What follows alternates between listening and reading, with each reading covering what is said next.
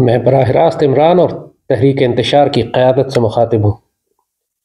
یہ کیا کر دیا تم ظالموں نے؟ پورے پاکستان کو آگ لگا دی۔ کی تبدیلیوں بیچ میں آپ کو پتا ہے کہ ایجنسیاں گھس جاتی ہیں۔ جب ایجنسیاں گھستی ہیں تو وہ ادھر سے ادھر، ادھر کا ووٹ ادھر، ادھر کا بندہ ادھر، ادھر کے بندے غائب، اور کچھ بھی ہو سکتا ہے، اپ سیٹ ہو جاتا ہے۔ بچے، معصوم بچے اور پاک فوج کے افسروں اور جوانوں کو انہوں نے شہید کیا، اور تم صرف اپنے سیاسی انتقام کی وجہ سے کہ پاک فوج سے تمہیں اتنی نفرت ہو گئی ہے کہ تمہیں اقتدار میں لے کر نہیں آ رہی، تم مفتی باہنی کو ہیرو بنا رہے ہو اور شیخ مجیب کو تم نے ایک نئے خدا کا درجہ دے دیا۔ اینٹی اسٹیبلشمنٹ نیریٹو کا مطلب یہ نہیں ہے کہ فوج مخالف ہے۔ سیاست میں اسٹیبلشمنٹ کے کردار کی مخالفت میں بھی کرتا ہوں، میرے سے زیادہ سخت شاید بہت کم لوگوں نے کی ہوگی، قومی اسمبلی کے فلور پہ کی ہے۔ اب کہا یہ جا رہا ہے، خبریں یہ سامنے آئی ہیں کہ افغانستان سے ڈائریکٹ انگیجمنٹ کی جائے گی اور ڈائریکٹ معاملات کو دیکھا جائے گا۔ اب کس طرح سے دیکھ رہے ہیں ایک صوبے کا وزیر اعلیٰ ڈائریکٹ کسی ملک کے ساتھ جا کے جو ہے وہ معاملات کو دیکھے؟ یعنی تم ہمارے شہداء کی جس طرح توہین کر رہے ہو، بالکل تم شرم سے عاری ہو چکے ہو، کوئی تمہیں لحاظ باقی نہیں بچا، کوئی غیرت، کوئی شرم، کوئی لحاظ، کوئی خودداری، کوئی عزت نفس۔ استغفر اللہ، بالکل طوائف کے دلالوں کی طرح تم لوگ کنجر ہو کے پاکستان کی نظریات پر، ہماری روحانی اساس پر ہمارے شہداء کو ذلیل کرنے کے لیے آ گئے، اور صرف اس لیے کہ تمہیں اقتدار نہیں دیا جا رہا۔ ایک وجہ یہ بھی تھی کہ عمران خان نے بزدار کو نہیں ہٹایا تھا، انہیں پتا تھا ایجنسیاں اپنا بندہ لے آئیں گی آگے۔ تو میرے پاکستانیوں، عمران خان نے وہ تگڑا فیصلہ کر لیا ہے جس نے ایجنسیوں کو ہلا کے رکھ دیا۔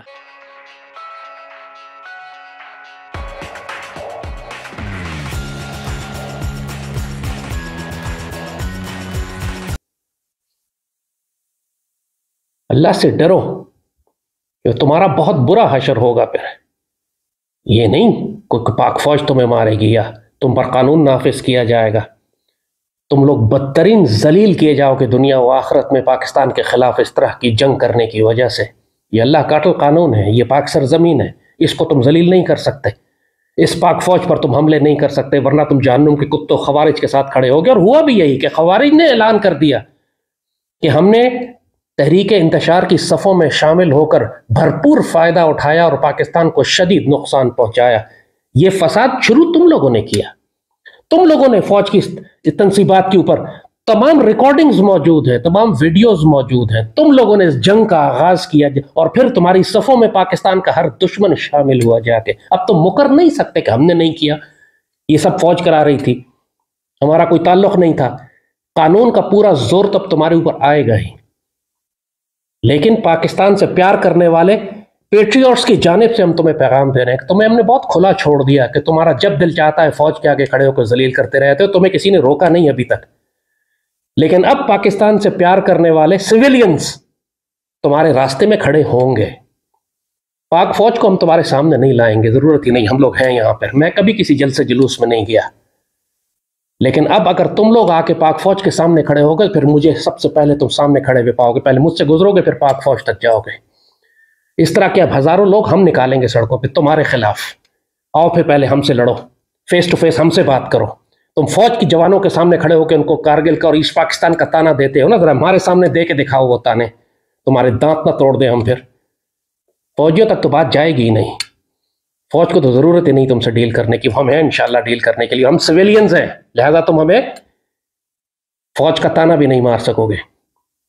اب اگر نکلے نہیں تھے باہر، ہم تمہیں کھلی چھٹی دی ہوئی تھی بدتمیزی کرنے کی اور پاکستان کو آگ لگانے کی اور پاکستان مسلح افواج پر ان کی عزتیں اچھالنے کی اور ان کی تنصیبات پہ حملے کرنے کی، اب تمہیں روکا جائے گا۔ جنگ کرنی ہے تو پھر جنگ کرتے ہیں، کیونکہ تم تو ویسے ہی پاکستان کے خلاف جنگ کر کے بھارت کے لیے راستہ کھول چکے ہو۔ کسی بھی لمحے بھارتی فوج داخل ہوگی، اور مجھے یقین ہے کہ تم لوگ بھارتی فوج کی مدد کرو گے پاک فوج کے خلاف۔ اتنا تمہارے اندر نفرت اور غصہ بھر چکا ہے، اتنا تمہیں دجال کھا چکا ہے، اتنا شیطان کہ تم غلبے میں آ چکے ہو۔ ویکسین لگا کے تم لوگ کی عقلیں ماری گئی ہیں ساری۔ تو سن لو بہت اچھی طرح، تم جو بھی ہوگے، تم پاکستانیوں کی نمائندگی نہیں کرتے، تم اللہ اس کے رسول کی نمائندگی نہیں کرتے، تم ایک دہشت گرد جماعت ہو، زمین میں فساد پھیلاتے ہو۔ وَإِذَا قِيلَ لَهُمْ لَا تُفْسِدُوا فِي الْأَرْضِ، جب ان سے کہا جاتا ہے زمین میں فساد مت پھیلاؤ، تو کہتے ہیں ہم تو اصلاح کرنے والے ہیں، ہم تو تبدیلی لے کر آ رہے ہیں۔ مبینہ طور پہ فیصل نصیر عرف ڈرٹی ہیری کا اکاؤنٹ کیا بول رہا ہے، ذرا ہم دیکھتے ہیں۔ سہیل آفریدی کی وابستگی تحریک انصاف سے کم اور تحریک طالبان سے زیادہ ہے۔ اس کے بعد سہیل آفریدی کا منشیات کا کاروبار ہے۔ سولنگی جلد تفصیلات دے گا۔ شہزاد اکبر اس کے بارے میں بتا چکے ہیں۔ جو سولنگی نامی اکاؤنٹ ہے یہ ایکچولی فیصل نصیر کا اکاؤنٹ ہے۔ اس کو کیا مسئلہ ہے؟ سہیل آفریدی جن کو نیا وزیر اعلیٰ نامزد کیا ہے، جو اطلاعات آ رہی ہیں کہ عمران خان نے ان کو نامزد کیا، ذرا ہم اپنے کانوں سے تو نہیں سنتے نا، جو لوگ آ کے بتاتے ہیں ہم نے انہی کی سننی ہے۔ بلکہ 2015 میں جب ون پیج کی باتیں ہوتی تھی، میں نے اس زمانے میں جنرل راحیل صاحب کے زمانے میں یہ بات کی تھی، لیکن ساتھ میں ہم یہ بھی کہتے ہیں کہ ملک فوج کے بغیر نہیں چل سکتا۔ عمران خان صاحب نے خود کہا ہے کہ ملک بھی میرا ہے، فوج بھی میرا ہے۔ تو سہیل کوئی پاگل نہیں ہے خدا نخواستہ کہ اپنی فوج کے خلاف ہے، وہ صرف سویلین سپریمیسی کی بات کرتا ہے وہ نوجوان، یا وہ آئین کی حکمرانی کی بات تو آپ نہیں کرتے۔ ہم سب نہیں کہتے کہ سول ملٹری بیلنس نہیں ہونا چاہیے۔ اس میں تو ہماری ملٹری کی، ہمارے اداروں کی بھی عزت ہے کہ جتنا وہ حکومتی اور سیاسی معاملات سے دور ہوتے جائیں گے، عوام کی ان سے ایک لازوال محبت ہے، وہ واپس اسی طرح شیر و شکر ہو جائے گا۔ لیکن اس کے لیے ضروری ہے کہ آپ must call a spade a spade. You must talk to Imran Khan. This is your requirement. یہ آپ کی بھی ضرورت ہے۔ اس ملک کے عوام اور اداروں کو اس طرح ہونا ہے، اور اس طرح ہونے کے لیے ملک کے بڑے لیڈر کو جب جیل میں رکھیں گے، کیسے عوام آپ کے ساتھ بامی شیر و شکر ہوگی؟ یہ غلط فہمیاں دور تب ہوں گی جب عمران خان صاحب باہر آئیں گے۔ تو سہیل عمران خان صاحب کی رہائی کے لیے یا معاملات چلانے کے لیے، ریاستی معاملات چلانے کے لیے وہ ضرور بیٹھے گا۔ یہ قوم کو متنفر کر رہے ہیں، خلاف کر رہے ہیں۔ کیوں کر رہے ہیں یہ بھی آپ کو بتاتا ہوں۔ یہ ایک سوچی سمجھی سازش ہے، لیکن پہلے ذرا سن لیں اور سمجھ لیں کیا ہوا ہے۔ علی مین گنڈا پور کے حوالے سے اب تو بہت وقت ہو گیا تھا، جو لوگ جانتے ہیں، جن کے رابطے ہیں، پارٹی کے اندر بھی رابطے ہیں، شاید فیملی سے بھی رابطے ہوں گے، آگے پیچھے ہر طرف علی مین کے قریبی لوگوں سے بھی رابطے ہوں گے، ان کا یہی سمجھنا اور ماننا تھا کہ علی مین گنڈا پور اب زیادہ جھکاؤ اسٹیبلشمنٹ کی طرف رکھتے ہیں۔ لیکن اس سے بڑھ کے میں سمجھتا ہوں جو چیز سامنے آ رہی ہے وہ یہ ہے کہ جو دہشت گردی کی جنگ میں علی مین گنڈا پور نے عمران خان کی ہر بار جو بات تھی اس کو بالکل اگنور کیا، اور علی مین گنڈا پور جنہوں نے سٹینڈ لینا تھا دہشت گردی کی جنگ کے مخالفت میں، وہ اس کے حق میں قائل کرتے نظر آئے۔ ایک تو وجہ یہ ہے جو سامنے آ رہی ہے۔ ایک اور کسی نے توجہ دلائی تھی کہ علی مین گنڈا پور کو ظاہر ہے کہ وہ بھانپ گئے تھے کہ اب ان کے ساتھ کیا ہونے جا رہا ہے، تو انہوں نے پھر یہ علیمہ خان والی پخ ڈال دی کہ دیکھیں جی علیمہ خان ایجنسیوں کے لیے کام کر رہی ہے، وہ میرے خلاف بھڑکا رہی ہے۔ یہ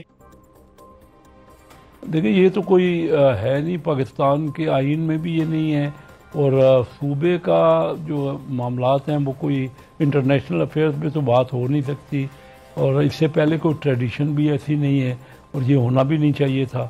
تو یہی بات ہے، کیونکہ ہمیں دیکھیں نا اپنے ملک کو ایک انتظام کے تحت، ایک ڈسپلن کے ساتھ، ایک اس قانون کے تحت چلانا ہے۔ تو میں سمجھتا ہوں کہ یہ ٹھیک نہیں تھا جو کچھ ہوا۔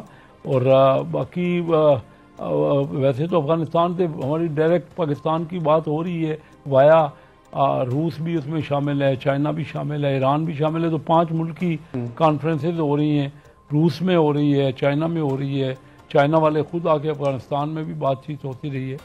تو ہمارا کوئی رائے عمل یہ تمام خطے کے لیے ضروری ہے نا، افغانستان میں امن ہونا، اور اگر وہ انہوں نے کمٹ بھی کیا ہوا ہے کہ کسی کو وہ دہشت گرد کو اپنے ملک میں کسی قسم کی کوئی گنجائش نہیں دیں گے، کوئی نہ کوئی کسی اجازت نہیں دیں گے کہ وہاں سے وہ دہشت گردی کریں، یہ ان کا کمٹمنٹ ہے۔ آپ کی کیا رائے ہے؟